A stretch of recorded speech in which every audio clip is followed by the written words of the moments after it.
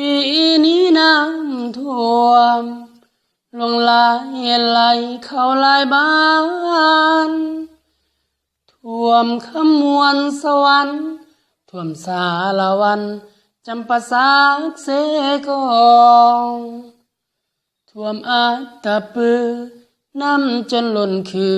หลายคนให้ห้องเห็นข่าวแล้วดูต้นพี่น้องต้องเอาชีวิตนี้ขึ้นหลังคาท่วมอยู่แขวงสวรรค์เสปูนเมืองพีนชลบุรีแกงกอกจำพรปีนี้ท่วมหลายอีหลี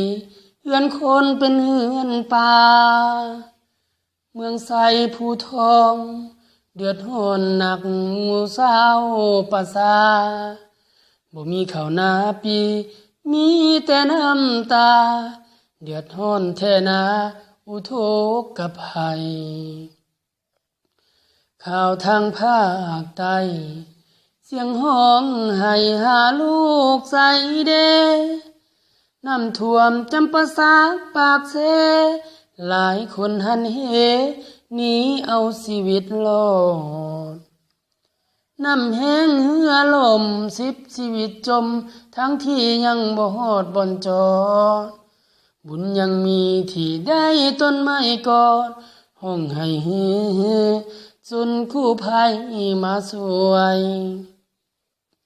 เว้ามาแห้งเศร้าเป็นห่วงเจ้าแท้เดปะสาสู่เด้อพี่น้องเอ้ยนะ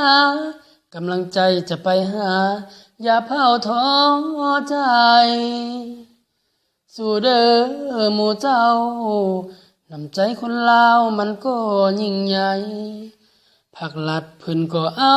ใจใส่ช่วยเหลือเหนือกลางใต้ด้วยความห่วงใยทุกคน